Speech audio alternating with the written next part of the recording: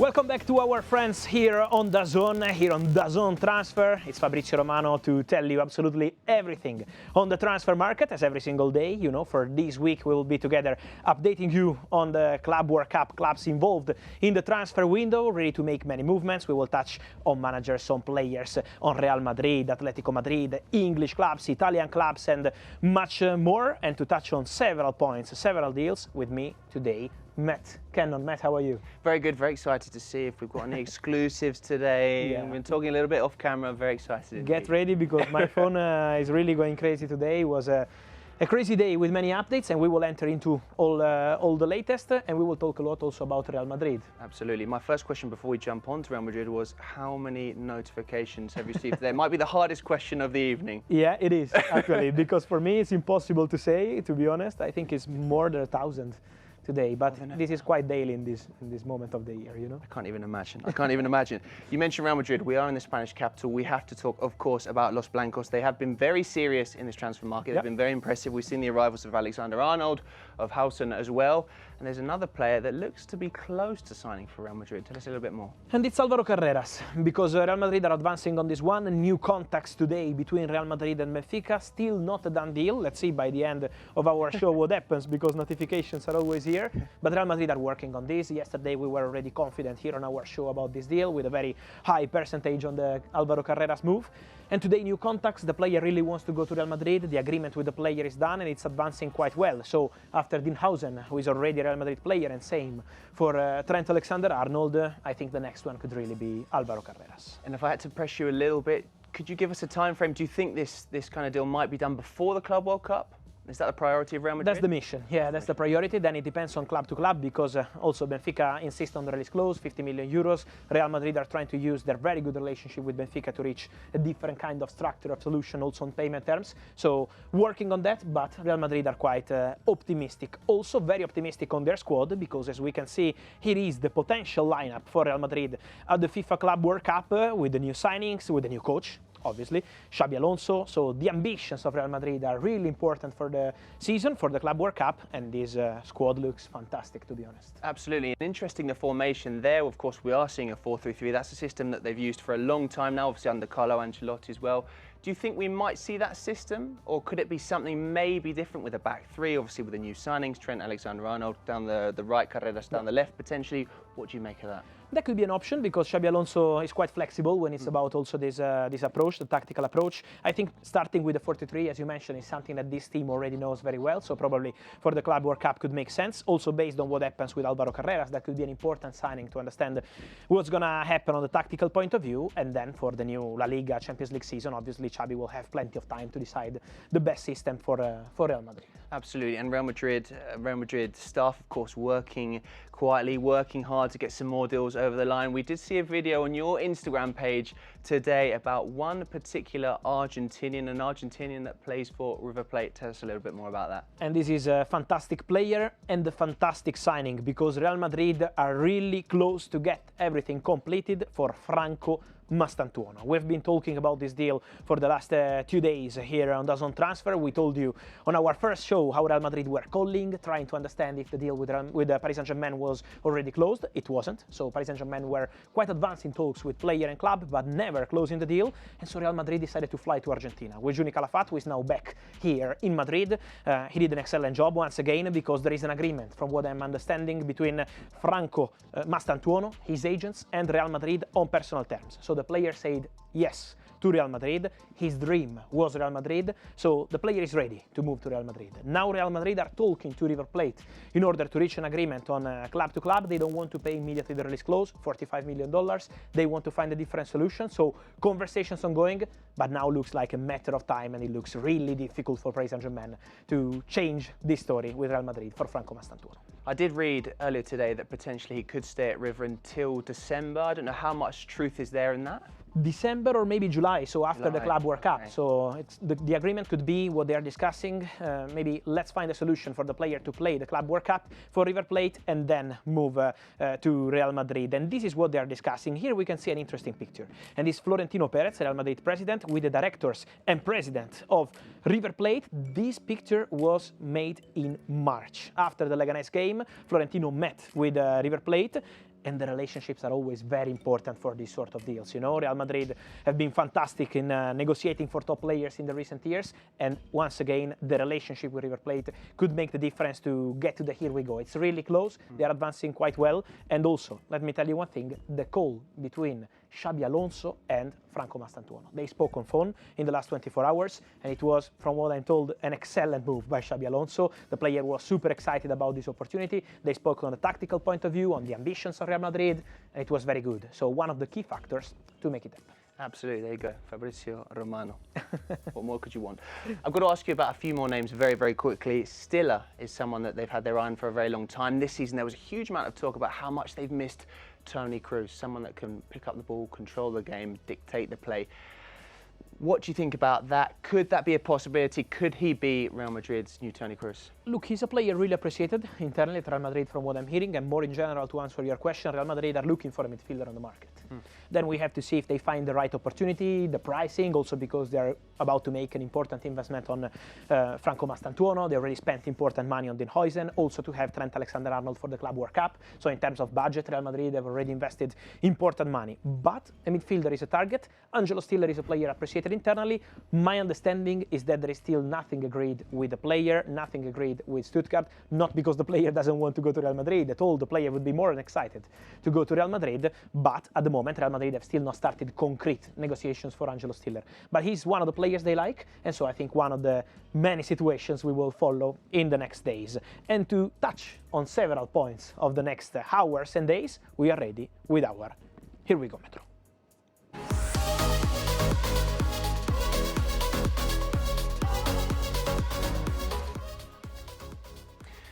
So we're going to stay in Madrid for the first player. This is a player that's been linked to Atletico de Madrid for a very, very long time indeed. It's very clear that the club is very interested in him. Of course, we are talking about Alex Baena. Talk to me about the player, the Villarreal player. Look, my percentage today is 60%, quite optimistic, but there is still work to do from what I'm hearing for Atletico Madrid to close this deal with Villarreal, because the agreement with the player is done, and the player would be more than excited to move into Madrid and having this opportunity to play for Atleti. Then it's important to reach club-to-club agreement, obviously, and the conversation is ongoing.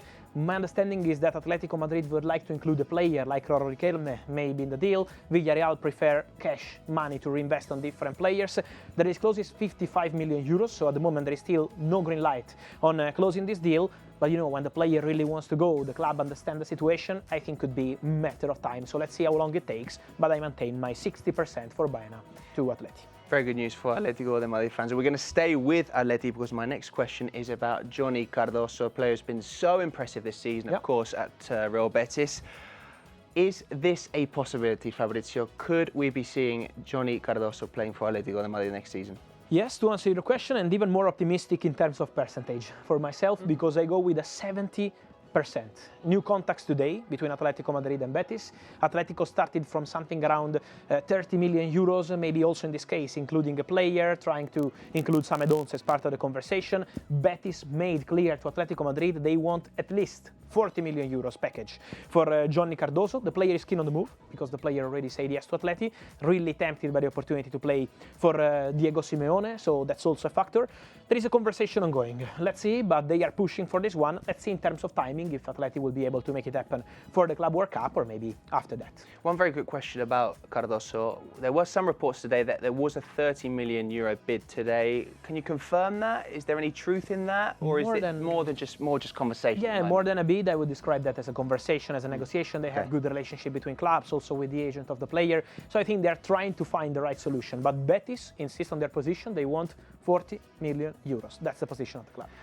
The next question, the next player is, of course, Kubo, Japanese international, very talented player, Real Sociedad. He is under contract until 2029. So I imagine that if Bayern Munich did want him, they would have to pay a hefty release clause. What's the situation on that? Well, it's not easy. It's not easy to move for Kubo because, you know, there are obviously many players who have already left Real Sociedad in the last year or so. If we think about Merino, let's see what happens now with Zubimendi, who looks on his way to Arsenal. So that's the clear situation. And so to lose also Take Kubo would be tough, obviously, for Real Sociedad. So it's not going to be easy. This is why my percentage is at 20% for Take Kubo to Bayern. But let me tell you, in the recent days, Take Kubo signed with new agents. He's a German agency. The relationship with Bayern is very good. So there was some kind of discussion, some kind of interest from Bayern in the situation of Kubo, because Bayern for sure this summer will add at least one more winger. Then let's see what happens also with Leroy Sané, who is out of contract and still not signing a new deal. But Kubo is appreciated at the moment, not a negotiation, no bid, so it's not likely, but he's a player they appreciate internally. We'll have to keep an eye on that, a very close eye indeed. The next question is obviously a player that we've been talking about a lot on DAZN Transfer over the past couple of days or so, Osimhen. Now, his release clause, as far as I understand, you can confirm this for me, 75 million euros. It's a lot of money. It is. What is the situation? Are Al Hilal close to signing the Nigerian? They are on it, and they are quite in a rush because Al Hilal want their new striker for Simone Inzaghi for the Club World Cup. So that's a really important factor. Make it happen as soon as possible. Today, Al Hilal presented an official bid to Napoli, 65 million euros guaranteed, 5 in advance. Napoli won the release clause, 75. So I think club to club is not going to be a big problem to reach an agreement. But Al Hilal have still no green light as of now from Victor Osimhen. They are pushing, they are negotiating on the salary. There is also some interest from Galatasaray because the player did fantastic in Turkey this season. Now he's back to Napoli, but Gal are prepared to break the bank to bring the player back, and it would make their fans absolutely crazy. So let's see what happens with Galatasaray also in this story, but Al Hilal are really pushing. So my percentage is a 60% because they are trying to make it happen. Above 50? Yeah. Above 50? Yeah. Interesting, interesting. You've just mentioned Inzaghi. Of course, one of the main topics over the past couple of days is who is going to be the new Inter Milan head coach. There was talk a little bit about Cesc Fabregas. You mentioned the meeting that you had in London just the other day. But it now appears that all of that has changed, quite dramatically so, and we're now talking about an Inter Milan legend, Christian Kubo. Yeah, because in the recent hours, Inter had some meetings with Cesc Fabregas, but then the position from Como was quite strong, in private but also in public this time. The president spoke and said Cesc is staying, Cesc is going nowhere, so closing the doors to any negotiation with Inter, and so Cesc Fabregas fully expected to stay at Como unless something crazy happens in the next hours, because this story remains open, so we don't have a percentage for this one, but in this moment I would be quite optimistic on Christian Kubo as the favorite. He's just waiting for Inter to call and to tell him, okay, come and sign the contract.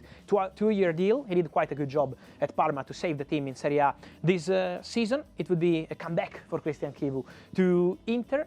And to discuss about this story directly from Milan, we have our reporter Alessio De Giuseppe with all the latest on this news. Hello everyone, I'm currently outside Inter HQ in Milano. Really busy days for Inter, obviously. They were convinced they would be able to sign Cesc Fabregas as new coach since they won the first option for Giuseppe Marotta. However, today's official statement of Como cancelled any possibility. So there's plan B, Christian Kubo. He postponed his appointment for the renewal with Parma, and now he's reaching Milano after he was personally contacted from Giuseppe Marotta. They talked about another option, another former player, Genoa's coach Patrick Vieira, but the chosen one is Christian Kubo. The priority for the club was to resolve the coach issue before the departure to United States for the FIFA Club World Cup, scheduled next Wednesday. So Christian Kubo is coming back in Milano. So we've heard from Alessio there, but I want to know your opinion, because I think it's fair to say this is perhaps unexpected news. Obviously, Kubo is someone that has limited experience at the very top level, just a couple of months at Parma, where of course he did do a very good job. What do you think about this?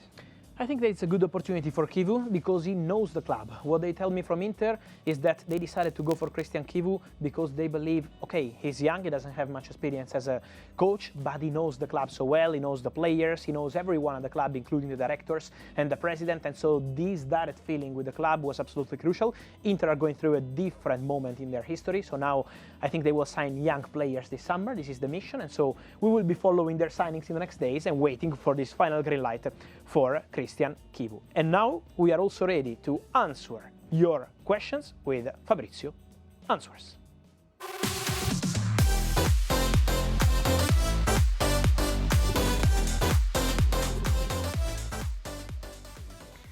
So the first question has to do with one of the greatest players of his generation, perhaps the greatest of all time, but we'll leave that debate for another day. The question is, Fabrizio, could Leo Messi play for New Old Boys next year? Look, we had some stories in the recent hours, and with all respect to all journalists having their own information, that's always our style. At the same time, I'm told there is still nothing ongoing in terms of decision or conversations between Leo Messi and Newell's or any other club. Every week we have rumors about Messi. 1 week is about Arabia, 1 week is about other opportunities, but at the moment I can guarantee that Leo Messi is fully focused on Inter Miami, this big opportunity of the Club World Cup. So he wants to be completely focused on this, and he's not in advanced talks or not even in conversation with any other club. Then we will give Messi his time to decide his future, but again, I can guarantee 100% focused on Inter Miami. So you would say your gut goes with he'll probably be at Inter Miami for the foreseeable future? For sure. That's the vision, that's the idea. He's very happy there at the club, so I don't have any different indication. Then we will see in the near future, but at the moment the situation is really, really quiet. Who knows, this is football, anything can happen, right? Yeah. I wish Newell's Old Boys one day to have Leo Messi back, but at the moment... It would be a romantic return, right? Of course. Never say never in football. Eh? Let's see. Absolutely. My next question is about one of the key figures in this transfer market, someone that we've been talking about a lot. Of course, that person is Florian Wirtz. Of course, everyone assumed that the deal to Liverpool probably would be done by now, potentially. What is the current status of that deal? What information can you give us, Fabrizio, about that? I give you a word to all Liverpool fans who are waiting for updates on Florian Wirtz, and the word is keep calm. Keep calm, because this deal is advancing. I know Liverpool fans have been waiting for 2 weeks for the final say, and here we go on Florian Wirtz. But what's the point? That sometimes it's easy for us maybe to come here and say, okay, they are negotiating the add-ons. But when you negotiate the add-ons on a club record deal, it's different, you know? It feels an important deal, 130, 40, maybe 50 million euros, depending on what Bayer Leverkusen will accept. But imagine negotiating on 20, 30 million euros add-ons. Easy add-ons, difficult add-ons, based on appearances, winning the Premier League, winning the Champions League. So the process is not always that easy. This is why they are negotiating, but the feeling is for this deal to happen. That's my clear feeling, the feeling of all sources close to this deal. Wirtz is just waiting. He has an agreement with Liverpool. So I think when the player wants to join you, it's just about waiting, and that's what Liverpool are doing. So essentially this is about ironing out the details. That's the point, yeah. And I think it's quite similar also for Milos Kerkez, the left back from Bournemouth. I'm optimistic for Liverpool to sign both players after Jeremy Frimpong, and that would be quite a statement from the club after winning the Premier League first season for Arne Slot. To bring in 3 top players like these 3 would be absolutely fantastic. Absolutely, and we're going to move on to what they describe in Spanish as the bomba. Okay. Of the big news story, and you have some news for us today. News from today, and it has something to do with Barcelona's goalkeeping situation. Yeah, I wanted to touch on this because I think it's quite an important one, because today Barcelona have confirmed to Wojciech Szczesny that they want to extend his contract till 2027, so 2 more years at the club. It's still not done in terms of financials. They have to discuss with the agents, but the intention of Barca is to keep Szczesny, and the player is happy to stay. So I expect Szczesny to sign a new deal at Barcelona. What it means that Barca now will have Wojciech Szczesny, of course Marc-André ter Stegen, who sent a clear message in these days, I want to stay at Barcelona, I will stay at Barcelona, so the player is quite relaxed about his future. But next week, Juan Garcia from Espanyol will become a new Barca player. They will pay the release clause, 25 million euros, the agreement with the player is done. So, you know, you have 4 goalkeepers because there is also Iñaki Peña. Now Barca have to clarify what they want to do, especially with ter Stegen, because my understanding is that this situation is not clear at all with the German goalkeeper. What does your gut tell you? Because obviously this is huge news. Szczesny 2 additional years. Joan Garcia, you mentioned it just now. Where does that leave him? Where does that leave the German international? Does this mean that we might be seeing him moved on by Barcelona? That's what Barcelona probably are planning to do. That's my information, because I was asking again today, and the answer I'm getting is Juan Garcia is not going on loan. He's joining Barcelona to be the first goalkeeper of Barca, of course competing with Szczesny, who did very well, but the idea is for Juan Garcia to play, not to go on loan. And so, you know, I think Barcelona, after these international games with the German national team, will meet with ter Stegen, communicate the situation. Let's see how the player will react, because Barca have their idea, but the player has his own idea, has a contract, very happy in Barcelona. And so we will follow this one, but it's going to be a very interesting story for the next days. This one has many others, because as you can see, guys, we are always busy with many informations, with many news. So see you again tomorrow and in the next days here on DAZN Transfers with all the latest. Thank you, Matt, for being part of this show. An absolute pleasure. One last question. How many notifications since we started the show? Let me see. At the moment are 18. 18. Yeah, 18. Not too bad. I will check now and we will see you tomorrow. Thank you. Ciao. Ciao.